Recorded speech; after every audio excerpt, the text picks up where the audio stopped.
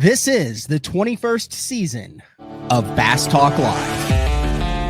BTL is presented by Bass Cat Boats, Strike King Lures, AFTCO, Pro Guide Batteries, Spro, Gamakatsu, The Bass Tank, Denali Rods, Beatdown Outdoors, and Sunline.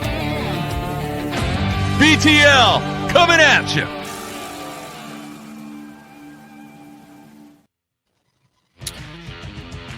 Good morning and welcome to another exciting edition of BTL Bass Talk Live, where we are going to talk about bass fishing. Recorded show today.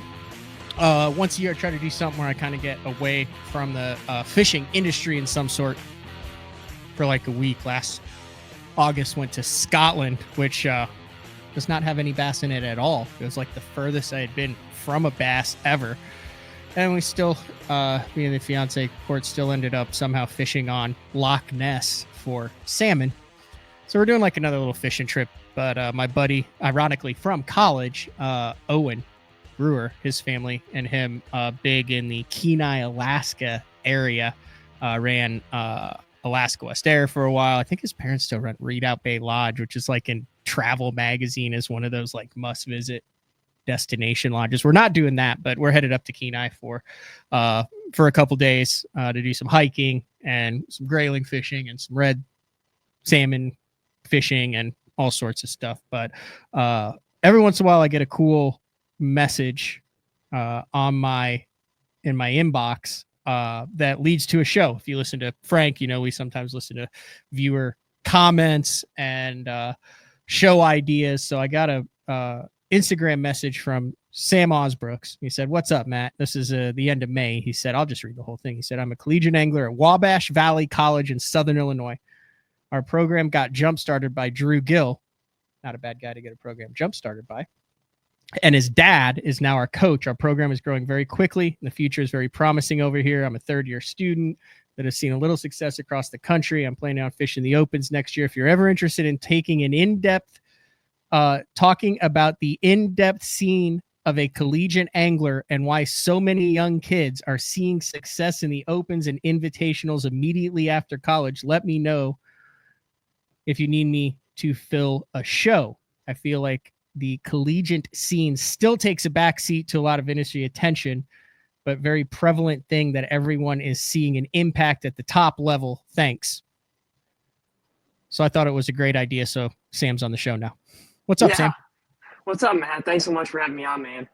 Thanks. I appreciate it. Yeah, I just did a show, a live show today. We're recording this on the 16th with Matt Steffen, and we actually did like we never have any idea what we're going to talk about when Matt Steffen's on, and it kind of divulged into like, what do you do with this group of younger anglers that are dominant in a way that we've never seen before, that have collegiate experience, and how do you give them the just due that they have? How do you separate them? How do you build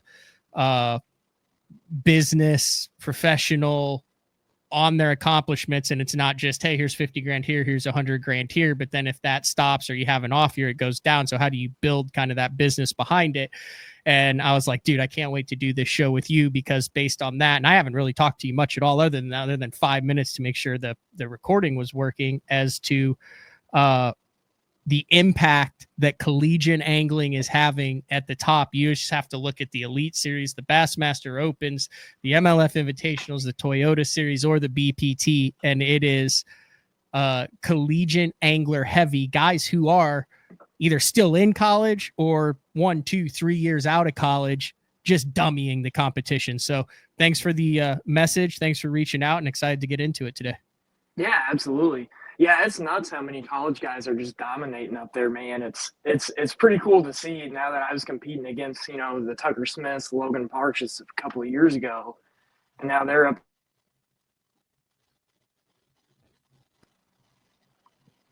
You there? Yeah, can you hear me? Yeah, that was me. I hit a bad audio deal on you. Yeah, so you mentioned those guys up at the top. One thing that caught my mind attention was Drew Gill, Drew Gill's dad, Wabash Valley Collegiate College. Talk a little bit about that team, how it started, how you got involved with that. Yeah, so it's a pretty cool story. So Todd and Drew started the program in 2020, and so Wabash Valley College it's a community college in Mount Carmel, Illinois.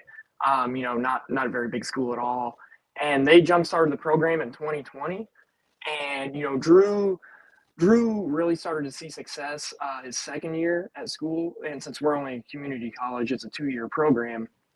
So he started to see success, and then it just kind of took off. And Todd, man, he does such a good job with that program, getting everybody involved and having us work hard for sponsors so we can travel like we do. And it's a cool deal over there. Wabash, man, it's really taken off. We have 30 kids coming this year, Matt. Really? Yeah, 30 kids. Yeah. This is a website right here, right? Where it's like the Wabash Valley Collegiate Athletics. Yeah, it's us. And here's all the different signings for the team. Here's the invitational. Like this is a little bit older, but different coaches. There's Todd Gill right there talking about it. So how do you get 30 kids coming in? Like, are there kids that are coming to Wabash from other states? Are they allowed to do like how does that work? Or is it just kids from Illinois who want to get on the bass fishing team? Or explain to me how one of these bass fishing, you've seen what Dallas Baptist back in the day did, what Bethel's done, what McKendree's done, then on I guess like an SEC level, what Auburn's been able to do. How are these teams built? Yeah, so we have kids from all over. So we finished up 6th in the nation. So ACA does a school of the year point system every school year, and we ended up 6th in the nation this year, which is by far the best in our program's history. So that's a big platform where kids can see that our program's moving up. So and Todd does do a little bit of recruiting as well. But yeah, kids all over come to Little Mount Carmel, Illinois to fish because what Todd and Drew have done for this program. But yeah, we got a kid coming from New York this year.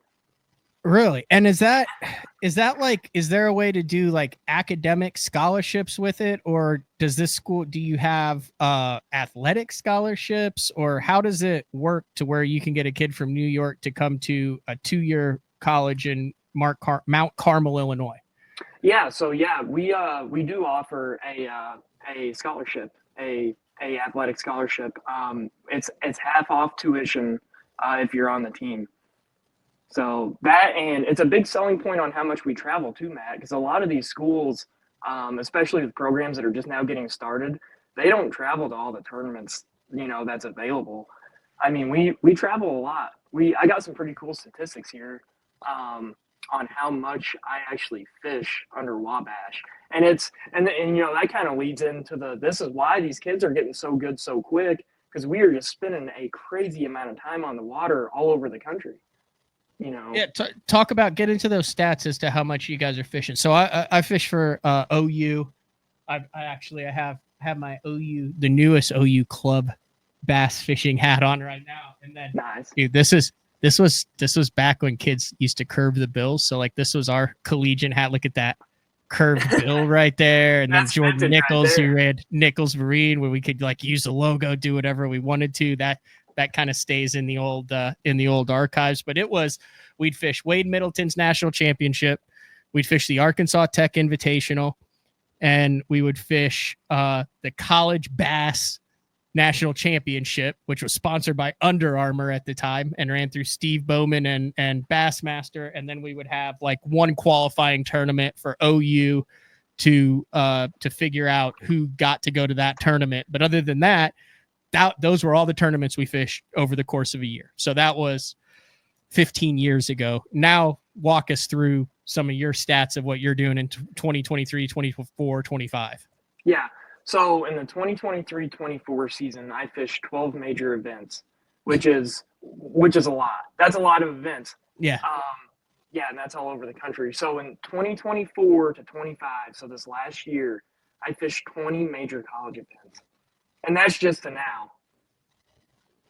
Yeah, that's when you say a major college event, explain what that involves as far as travel, practice, and tournament days. Yeah, so there's three series that collegiate anglers fish. We have the MLF series, the ACA series, and the Bassmaster series.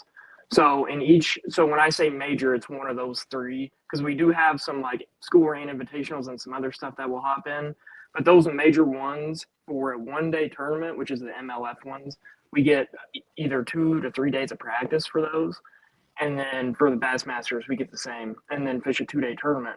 So when we're going to these places, we're spending 4 to 6 days on the water and, in the tournament. So we're putting a lot of hours whenever we go fish one of these tournaments. I mean, we treat it just like you would probably treat a Bassmaster Open, Matt. And this is all over the country right now. Like I'm pulling up the Bassmaster here. I see Harris Chain, Smith Lake, Eufaula, Okeechobee, Bugs Island, Chickamauga. It's literally ran like Bassmaster Opens. You have all sorts of different things on this. So this isn't like, you're not like fishing Rend Lake and Carlisle every single weekend. You're traveling around the cut. Yeah, I know my Southern Illinois lakes. Little Lake of Egypt, throw a little Lake of Egypt in there. Yeah, Lake of Egypt's not bad. It's not bad. Yeah, but you're traveling, towing the boat, going to a body of water that major tournaments are on, and then spending 6 days on it with other kids with other collegiate anglers from across the country and your team. So you're basically learning a body of water, but unlike, I think this is key. This is a key point, and I want you to kind of talk a little bit about this. Unlike what most of the guys who start in the opens go through, you have a team element right from the start, correct? Like a lot of these schools, you work with a lot of your anglers, bounce ideas and strengths off of, depending on kind of where you're from, right? Yeah, 100%. Yeah, man. So the team atmosphere at Wabash is pretty crazy. I mean, those guys, we don't just fish together, like we live together. We spend pretty much every day together over there. And we're like brothers, and we bounce off ideas. I mean, you can't walk into one of our apartments and we're not talking about fishing 24/7. So that's another really cool aspect is you're learning a lot off the other guys that are traveling in the same place as you are. I mean, and most of us are really willing to share information as well. Not so much when we're fishing the tournament, maybe, but when we get back, we're all talking about how we caught them and what we were looking for and all that. So yeah, that's huge too. And so I got some hour statistics. That's pretty cool, Matt. Okay. So since last September of 24, so I started keeping track of my hours on the water on the 5th of September. So in 9 months, I spent 930 total hours on the water. Holy smoke. 34 different bodies of water in 12 different states. And out of those 930 hours on the water, 535 of them were completely funded by the school. Wow. Yeah. Nuts, isn't it? Yeah. Yeah, that's a lot of, I mean, that's like 5 to 10 years of going around and fishing opens that you're packing it into a year with over half of that funded. Boat wise, and equipment wise, and that, like when you talk about like funding, like how does that work? I know some schools have had boat deals in the past. They have boat deals. Other ones, it just kind of depends on it. And guys jump in with other guys who have boats. Like, how does that work as far as, the vessel that you're in? As funding goes, yeah. So we all do have our own boats. We're expected to show up with our own boat and our own truck. And the way the funding works, and Wabash is a little unique with this. So the school does fund a little bit of money coming straight from the school, but the way Todd has set it up is we are going out and looking for individual sponsors that we're trying to find that will fund our season personally. So he's got it set up to where we're going out to look for sponsors just like we would if we're wanting to fish the opens or the invitationals. So he's setting it up like that, which is genius in my opinion, because that's, if you got a kid that's wanting to go to the next level, that is automatically setting him up to succeed, right above college fishing. So yeah, it's a cool deal. I'm actually working on getting sponsors for this next season. And the way that I kind of sell it to people is that they're sponsoring me for my season and being able to travel, Mm-hmm. as much as I do. And we do boat wraps as well. And Todd's very adamant on us really promoting our sponsors so that they will continue to support us in years to come. So, and he holds very high standards for that, which is, man, I can't say enough good about what him and Drew have done for the program, because they've changed a lot of kids' lives, and that's for sure. The opportunity to fish this much doesn't come around a lot, especially for this cheap. Yeah. So here's, yeah, press releases and everything up on here. So here's Wabash Valley Bass signs Thomas Newman of Gore, Virginia, which was posted in April. And it literally is just like you would like if OU signs a running back. It has a high school stat. He's a junior, and he's signing for college. I would assume he's coming in next year. Competes in the high school open series, the Bass Nation High School Series. Finished second in the state championship in 2001, 2002, and 22-23. Top 50 finishes in the national championship out of 480. Top 10% of bass. And then like there's literally a signing where they come in and they sign their letter of intent for it. So do you think okay, like Drew Gill's a freak. I'll just come out and say it. Like, do you think Drew are we getting more anglers that would have skipped college and or just loosely gone to college and then fished on the weekends and been a hermit? Are we getting more of the top talent, the young kids in the system that are now going to college and then developing as anglers, as opposed to just going and fishing BFLs or weekend series or Bass Nation stuff or Toyotas or co-angler stuff? They're developing themselves as collegiate anglers, getting good habits, learning the fisheries better, spending time on the water, and then having a built-in network with all these different kids from different schools. Like, and is that what you think the result of so many collegiate anglers dominating now is? Oh yeah, 100%. I really do truly think that, because that was my same exact position. I came out of high school, and my high school didn't have a fishing team like most high schools are starting to now, which is awesome. Yeah, I was just gonna fish. I was like, man, I'm just gonna stay around here and fish my Ohio River BFLs, and that's all I want to do. And then the college fishing thing started to become a thing, and I was like, so these guys are actually providing an opportunity to kids my age to go learn the best fisheries in the country for free. I was like, is this actually a thing? So I got a hold of Todd, and we went and did a visit actually when I was in high school. And I did not want to go to college. Like, that college wasn't going to be my deal. I just wanted to work, and then I started thinking more about it after I took a gap year after I graduated high school, and was like, you know what, that sounds a lot more fun than working. And Matt, before I went to college, I had never used a spinning rod. Really? Before. Yeah. And then about 1,200 hours on the water later, I'm pretty confident I want to fish Bassmaster Opens this year. So, I mean, that's how quick the turnaround is on. That's how many tournaments we fish. It's just nuts. I mean, it's nonstop. I mean, we fished. Let's see, what did I fish this year? Just this year, we fished in Saginaw Bay. We fished a Bassmaster event up there. Then we went to Sam Rayburn, Dardanelle. I've been to Lake Eufaula in Oklahoma 3 times now just this year. I mean, Pickwick, all the TVAs, all your lakes over in Oklahoma, Florida. I mean, it's been nuts. Like the diversity of fisheries that we're able to fish and figure out, and then come back to school and then talk about it for 2 weeks and really break it down. You get so good so quick. So do you have map study sessions and meetings where you go down and you each kind of talk about like what you're planning on doing when you're there? You bring in the maps, you break the fishery down, you're all working with each other. Do you kind of do it independently? What you just said, it kind of sounds like you literally have game tape and sit in and kind of study what you're going to do, what you're doing, and then what you did. Yeah. Yeah, pretty much. So we have a meeting every Wednesday night whenever school's in.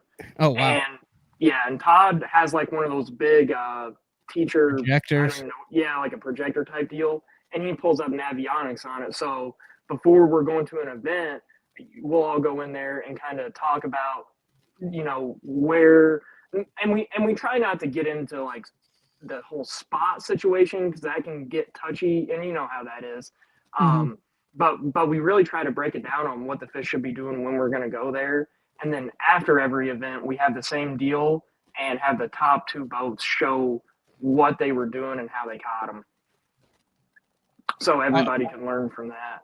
and do you think the Montevallos, the North Alabamas, the Drurys, Tarletons, AJ, do you think they're doing the same thing? Are some of these schools even on a different level too compared to that, as far as how all in they are with the coaches, with their funding, and with their breaking down of bodies of water and travel schedule?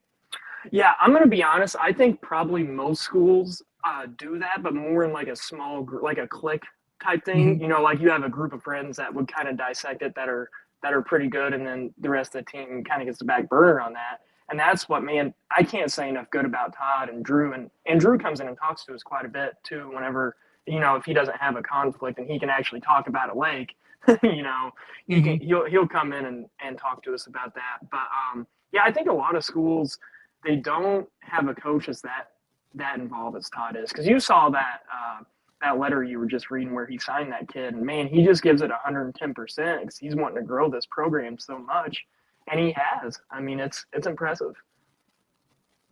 I'm looking at the school of the year, and what's interesting to me, which I did not realize this at all, but there are over 35 qualifying events that you can get points for the school of the year. So dang near every weekend throughout the year, there is some high level collegiate bass fishing event that is taking place, either like you said with the ACA, with the BASS, with MLF, and then there's some like pretty big like individual events too. Like, do they still have like the Arkansas Tech Invitational and things like that? Or Yeah, they have a bunch of invitationals locally. Like we have a few in Illinois, and there was one in Indiana this last weekend.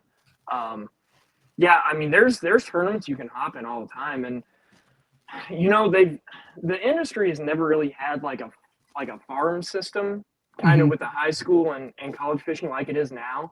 So I mean, there's high school tournaments, man, where people are starting at 15, 14 years old fishing in 100 to 150 boat tournaments, and then they transition into college. And I'm going to tell you right now, the competition in these college tournaments is tough, and it is very tough to do well. I mean, it's very, very comparable to fishing a Toyota Series and an Open. In my opinion, we're fishing against the same guys. I mean, last year we had to deal with Easton Fothergill. Yeah. The year before that, we were dealing with Drew and Tucker, and now we're dealing with Banks Shaw and Nuts. Dealing with Dylan Fogarty, and the list goes on. Like, Yeah. we're fishing against Banks and Levi Thibodeau right now. They're sitting in the top 10 in invitational points. Leading it. Well, Banks is leading it. Yeah. Yeah. Banks has one finish outside the top 10 this year between collegiate, BFLs, Toyotas, and Invitational. Yeah. Time It's on the absolutely water. insane. Yeah, it's nuts. It's interesting that you mentioned the farm system and stuff. So a lot of attention, I think, behind the scenes and in front of the scenes has been paid on high school fishing.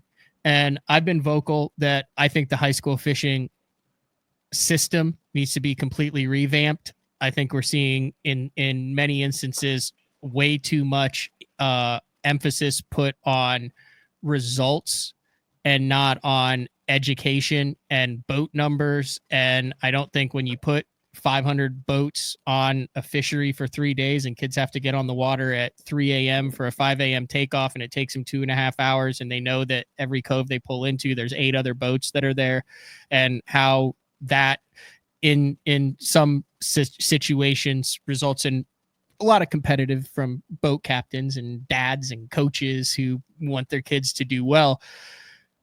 All those things consigned, overall, I don't think that there's any denying the fact that the junior bass programs and the high school program has, from a tournament standpoint, really readied these kids for college. By the time you're competing against kids who've been fishing for 10 to 15 tournaments a year for the past 8 years all around the country. I mean, there's kids in the college that have been doing this since they were 14. So 14, 15, 16, 17, 18, 19, 20, 21.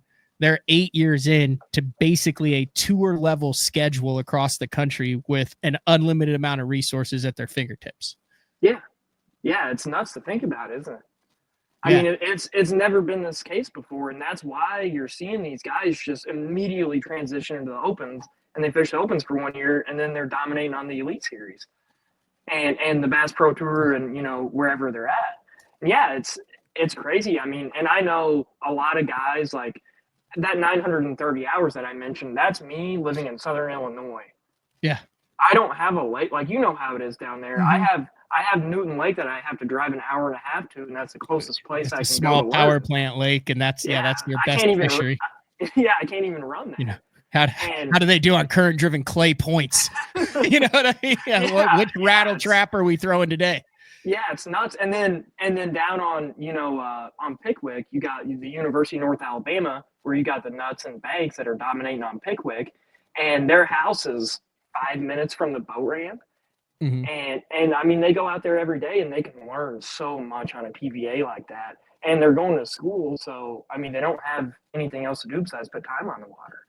And it's nuts how quick you can learn, and especially with the technology that we have now. I mean, you can put what you already know that you spent the last 7 or 8 years traveling the country doing in high school, and then you can apply it now with the technology that we have, and it's just a recipe for domination. We'll get into the technology after we take a quick break, but I do want to mention, you mentioned the hours and all that. So there's some people that won't want to hear this, but the reality is, in the very recent near past, in order to make the Bassmaster Elite Series, you had to have 6 good days of fishing.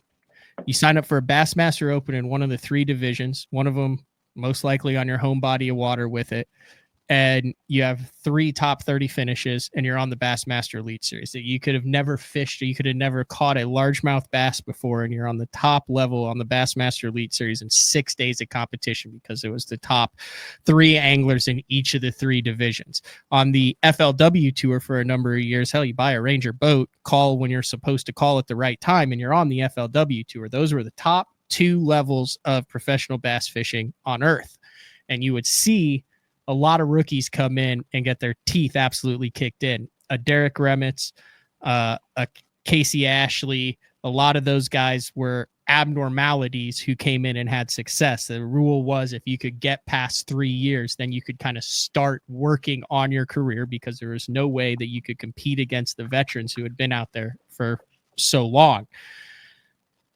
You're definitely seeing a switch in that. Now there's a lot more gatekeeping to get to that top level of professional fishing. Of the guys you fish against, how many would you say, how many would you say at any given time could go compete on an invitational level, on an Elite Series level right now? If you were to just say, hey, fish a year, how many of them would be competitive? Are we talking hundreds of guys at the collegiate level that right now, in today's day and age, with the technology that's available, with their experience from high school on, would be competitive at the top levels? Well, it'd be all the guys that are consistently in the top 20% of the college field, which is like 75 to 100 guys. Yeah. If you're sticking to the top 20% consistently, 25% consistently in the college field, you're going to do the same thing in the Invitational and Bassmaster Opens, and there's a little bit of nuance in that, because we're fishing team tournaments too, so you got to take that into account. But yeah, I mean, the guys that are sticking in that top 25%, they're going to stick in that top 25-30% in the Elite Series and the Invitationals. And we're talking with Sam Ausbrooks. You're junior? Well, sophomore, junior, senior. What I am. That's okay. I did that too. I did that in college too. I was community college, and then I went to OU. The whole thing took between 5 and 6 years. Yeah, I'm almost 21, so that's my best gauge of where I'm at in school. Hey, I didn't graduate till I was almost 23. So it is what it is. But at Wabash Valley College bass team member, talking a little bit about collegiate fishing. We're going to take our first break of the show. When we come back, we will get into the T word, the technology word. Some guys are going to say, hey, the only reason any of these guys are able to compete is because they know how to read a scope. And once this thing kind of settles out, boy, it's going to go back to the old school guys catching them and kicking the teeth into the young guys. I want to get your take on that. I think if you've kind of listened to the first part of this show, you'll realize maybe a little bit more behind the scenes going on with angler development than a lot of people want to give credit to, but I want to get your take on that when we come back. It is Bass Talk Live, and we will be back right after this.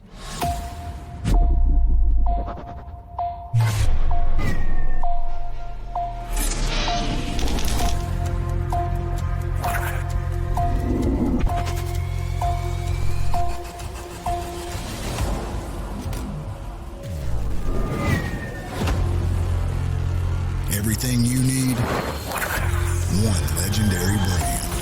Top 100, Strike King.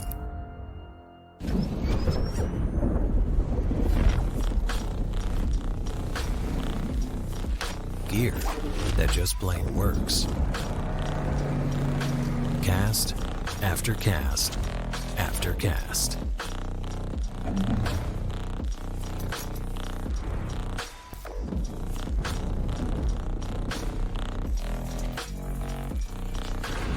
AFTCO. Any fish, any water. Your early morning mentality is your every hour mentality. All gas, no brakes. Focus, purpose, power. Destined for the water, but confident everywhere else. A calming buzz before the storm, truth of nature itself. Can't catch lightning in a bottle. There's a limit out there, but it's not with your gear. Unrelenting power delivery. Unparalleled weight savings. Keeping you on the water whether you run a 9.9 or outscoping your best 5. In this rare air, there's power in the silence. It's a mindset, thinking only of the things that matter and freeing your mind from the things that you trust.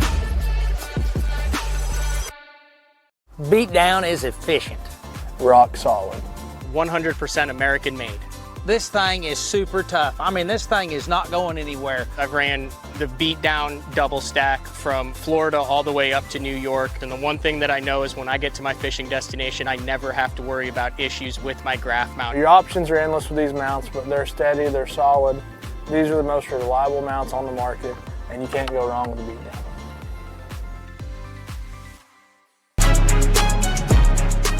When you're ready to hit the water, Denali Fishing has you covered. Regardless of your skill level, from beginner all the way up to tournament pro, Denali has rods, reels, and tungsten to get the job done.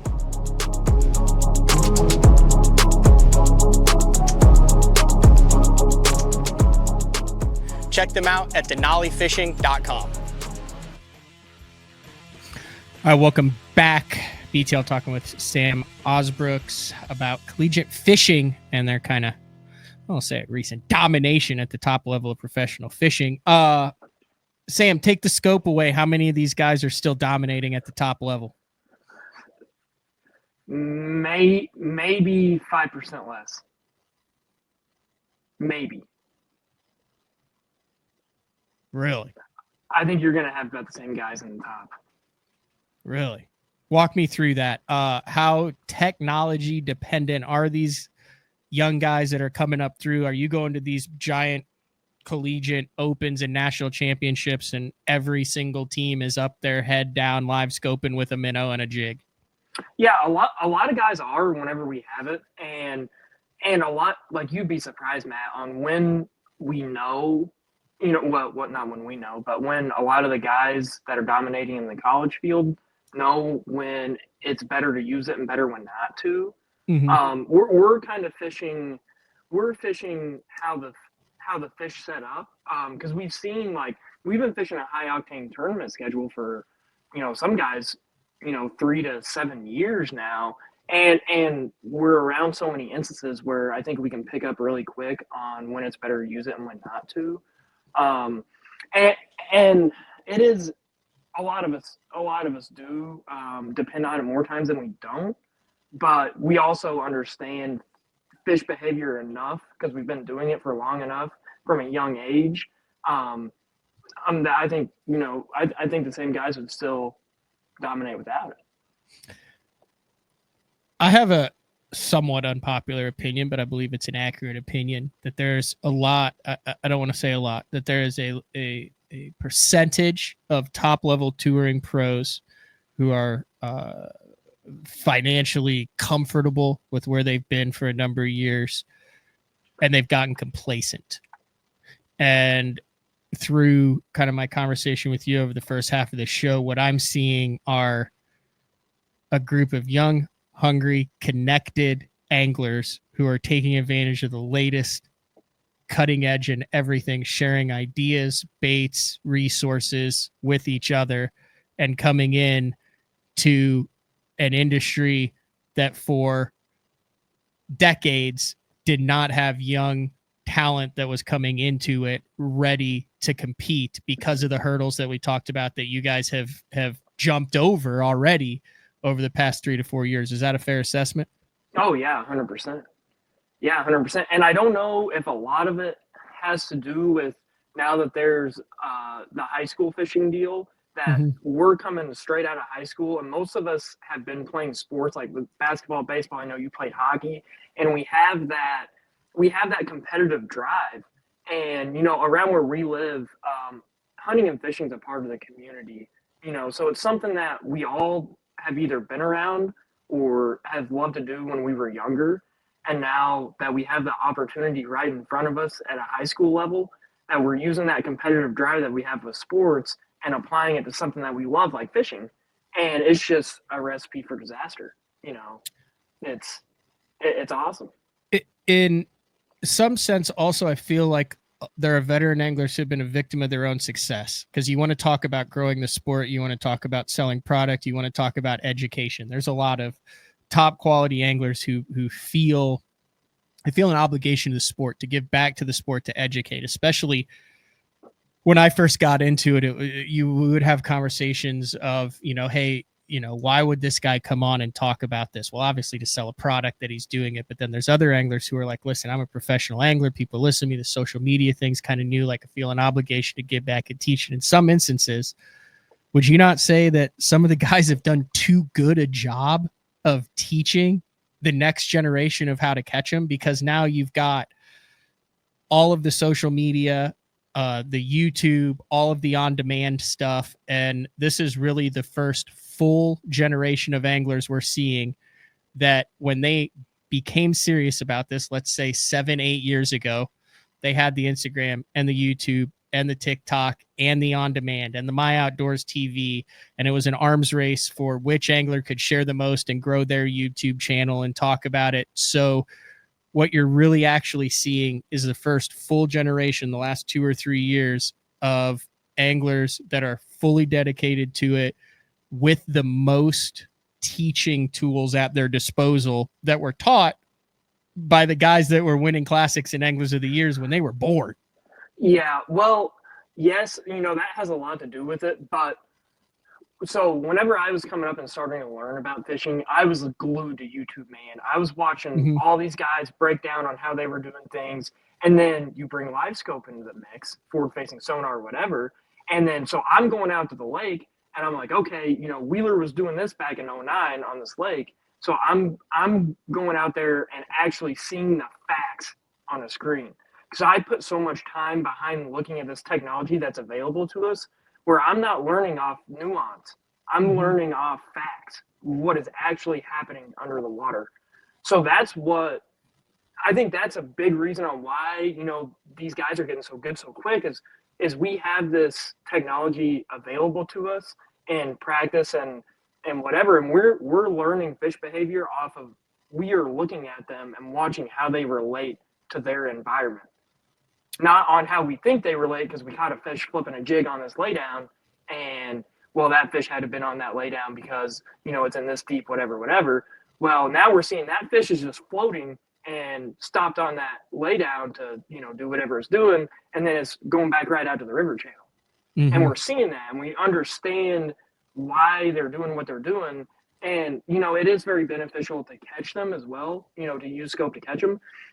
But if you take it away, we already know why these fish are what we already know the behavior based on facts, not on nuance. So we understand how they interact with their environment, which I mean it's a combination. It's a combination of both. Yeah, it's a combination of both. What I hear you say is that the forward-facing sonar live scope, that's interesting. So where you would see a David Fritz offshore cranking a hump, you can watch that video, you can take that information, and now you can go out and you can look at the hump and actually see where those fish were set up. Whereas before, it would take so much more time to try to understand it, and you would have to learn by doing. You're taking advantage of what's available right now, which, I mean, we're seeing a lot of in everything. That's what technology does. It takes a task that is complicated and streamlines it. And the people who are at the best at it in the business have the biggest businesses to sell the most, but you're able to go out there and see. So you're taking a lot of it, but you're using all of the tools, a lot of the top collegiate anglers at their advantage. I mean, like if we go back just from this show, you're talking about resources with the college, with the funding. You're talking about networking with the relationships with other college anglers and college anglers from different areas. You're talking about some of the toughest things to do at the professional is travel and understanding different fisheries in different aspects. You have the most education, you have the most cutting edge technology, and you have the most dedication, because a majority of you also, while you have studies, no kids, very, very few married, family, you're able to focus on it. I talked a little bit about that, how it was the first time I'd spent time at that Mexico deal, the USA Bass thing around Trey McKinney and JT. And it's like they sleep and then they wake up and they do fishing things. And then like Trey will go pass out for 2 hours and then he'll be up and then do fishing things till midnight. And then they're up at 5 the next, and it's like that 24/7. It's hard to compete against that. I think that kind of paints a better picture, a little bit of understanding of it. And you're not saying at all that technology doesn't have anything to do with this recent influx of young anglers dominating. You're just saying that it may not be as big of an impact as some people want to make it out to be. Yeah, and I believe that. And that is another big thing is we don't have, I think you might have talked about this. I forget what podcast you were doing then, but and people like to say, from my standpoint, kids my age are saying, well, the reason we're seeing so much more success is because these older guys aren't spending as much time on the water, and that's true. But the older guys have a wife, kids, property to maintain, and we live in an apartment and have a bass boat and a truck, and we eat, sleep, breathe fishing. And when we get off the water, we talk about fishing until midnight and then wake up and go fishing again because we don't have any responsibilities, which is, would have been the same case when that older age group was in college, but college fishing wasn't around, So we have, my generation is just, it's pretty awesome, the opportunities that we have, for lack of better words. Mm-hmm. Give me the top 3 like universe. So I'm an OU guy, but like if you were to put it into like college football terms, like right now, like who are the big 3, the juggernauts of college fishing? I mean, I'm looking at this. Would Montevallo have to be one of them right now? Like, Vallo will be up there. Vallo, UNA, and I don't know, probably Carson Newman. I mean, Carson Newman's pretty tough. Really? But, and they're out of Tennessee. So that's Alabama and Tennessee. Yeah. Well, and a lot of the reason why those schools are so tough is and this is the one downside to Wabash Valley, is we do not have a big body of water close to us that we can spend a lot of time on. Mm-hmm. So they got the Coosa River in their backyard, and UNA's got Pickwick, 5 minutes away, and Newman's got those Highland, Tennessee lakes right there that they can spend time on. And we don't really have that. Like we have, Carlisle and Newton, which we can go catch fish, but we can't really go there and break down a fishery and really follow fish around like we could on Kentucky Lake. So yeah, totally different vibe. Yeah, but I mean, it's crazy. What's crazy is you've got Trey and you've got Drew. Yeah. I mean, those are Illinois guys. Yeah, 100%. So. Yeah, and it really takes, like, since we travel so much, it allows, and coming from me personally, like I don't have a super strong suit, doing one thing that I like to do, because I'm bouncing from Highland to river impoundment to Florida Lake to Oklahoma Lake to here to there to there to here, and I'm having to go on the fly and figure it out while I'm on this body of water at a different time of year. I'm not spending a whole lot of time on the TVA and have that style that kind of caters to that style that I like to fish. I'm fishing Newton, where I throw jig and brush piles, just for fun, and then I'm bouncing all these major fisheries, figuring it out on the go. So, and that's a big deal of being versatile too, which is pretty awesome. If you're a high school angler that's listening to this and wants to fish collegiately, give a little piece of advice to them on what they can do in the next couple years, the last couple years of their high school career, to really hit the ground running and be prepared to make the most of their collegiate angling experience, regardless of where they go. Yeah, just travel as much as you can. Fish as many diverse bodies of water as you can, and at different times of year too, because that's what you're going to be doing in college. And it's a whole different ball game, playing with all the college guys, which I figured out very quickly. That it's tough to succeed up in the college deal, because I mean, you're fishing against some guys that want it really bad, very hungry, and it's one of them deals where you just want to spend as much time on the water as possible, and that's just how you're gonna succeed in college. Sam got a call, so we'll take our final break. Maybe we can get Sam back. If not, that was a pretty insanely good recap of the college experience. But take a quick break, see if we can get him back just to wrap it up. We'll leave the high school anglers there with bated breath, seeing what he was going to say in that last second. So we'll be right back and then wrap things up. BTL with Sam Ausbrooks from Wabash Valley College Bass Team. Oh, he should be back. Be back? Yeah, I should have told him. Now he probably can't hear me, would be my guess. You got me, Matt? Yeah, I got you. You can't hear me though, can you? Nope. All right, we'll be right back. Pro Bass Adventures is reinventing Mexico bass fishing. With boats equipped with 12-inch Garmin units and LiveScope Plus, free loaner fishing rods, and no-cost airport transportation, Pro Bass Adventures is proudly putting you in the best position for success. Pro Bass Adventures has lodges on Lake Baccarat and Lake El Salto, Mexico's two best trophy largemouth bass lakes.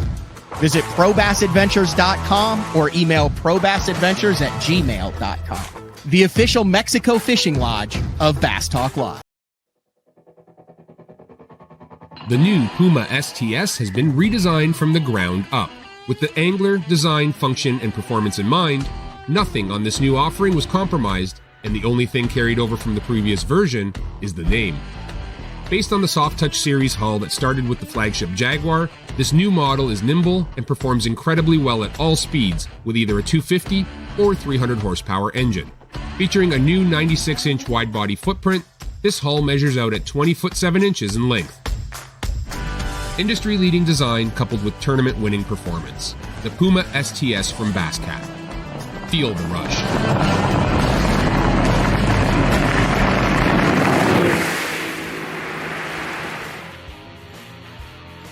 All right, wrapping things up here on BTL. That was my bad. I should have told you to put your phone in Do Not Disturb. I'm assuming you got a call or a text.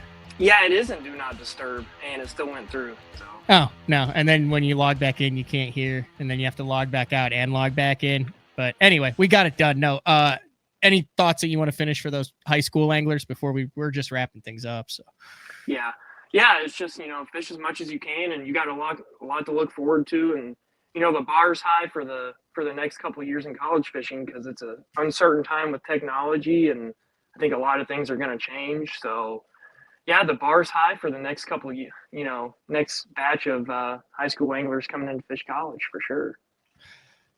that was eye-opening. I really appreciate you reaching out. Hopefully that gives people a little bit of a better understanding that it's not just a bunch of 20 to 21-year-olds who just hook up a live scope and go on the water and go out and catch them. Yes, a lot of those anglers are very good. A lot of those anglers utilize technology to the best of their advantages, but what you've just heard is undeniable over the past 50 minutes that there's a lot that goes into behind the scenes, unseen time on the water, uncovered time on the water, the networking, the understanding of the putting themselves in position to succeed. And a big shout out to the organizations who have built the channels and the platforms for those anglers to succeed, and the current top level bass pros who have used social media platforms and who have used the media to teach, to sell the products to make the whole thing go along. So, some people, I'm kind of preaching right here, Sam, sorry. Some people look at it as, oh, look at all these kids coming in. I think, and they look at that as a bad thing. And they look at that as, oh, they're pushing out all these other anglers.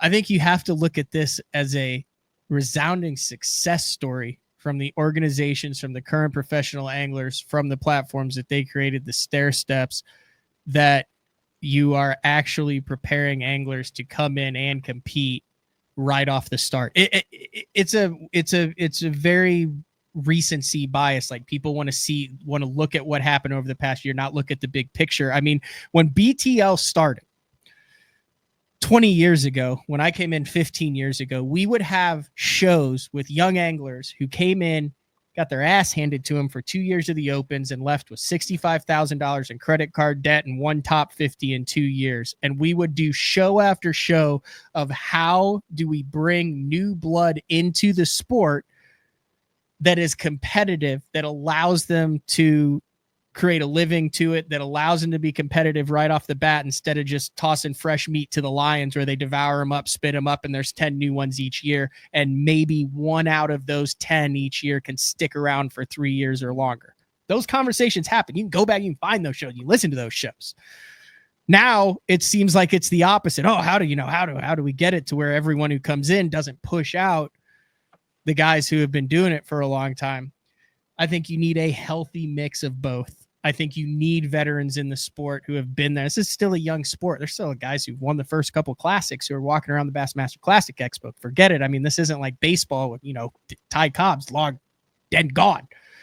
But I think there's a happy medium. I think the more people hate what or dislike what they don't understand, hopefully this allowed some people to understand that there's a lot more.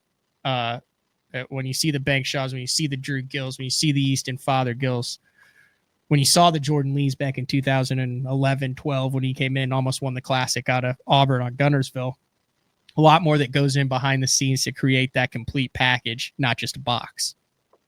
Yeah. There's my speech, Sam. Yeah, no, you're on the money, Matt. And I think the industry really needs to be careful with what they decide to do with the technology that we have, because this, the future can be very, very, very bright for tournament bass fishing.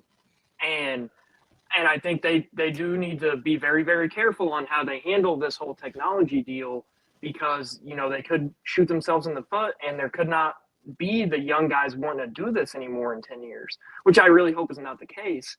But it's a touchy subject, and I think the future, there's more kids now than ever with the high school and the college program that come in just so hungry to do this, and the platform's here to do it right now. But it's a very wishy-washy couple of years on what the organizations decide to do. So hopefully the right decisions are made and the sport keeps growing like it has been. Dude, I appreciate it, Sam. Can't thank you enough. Thanks for reaching out. Like I said, if you have a topic, and I'm not the best at responding to everybody, but if you have a topic that you think would be great for BTL, hit me up at Matt Pangrac. I don't do Facebook, so you pretty much do matt@basszone.com or at Matt Pangrac on Instagram are your two main options there. So thanks, Sam. Anything else? Yeah, thanks, Matt. All right, see ya. There you go. Sam Ausbrooks. That's all we got for today. A little bit different BTL, but I dug it. Brought me back to my college days, hanging out with old Chip Porsche, Juice Newton from Juice's Jigs, heading over the Arkansas Tech Invitational. I remember we got off the water there. You're like, dude, they'll eat the finesse jig on the rock. Everyone else was throwing stuff on grass. I remember going to Wade's national championship there in Dallas. I blocked the name of that lake out of my head. I fished it like 8 times. It sucks though. And then obviously what Bass has done, over there at the Collegiate Bass Fishing National Championship. It's cool. Those 3 organizations all still going. But anyway, that's all we got for today. We'll talk to everyone later. See ya.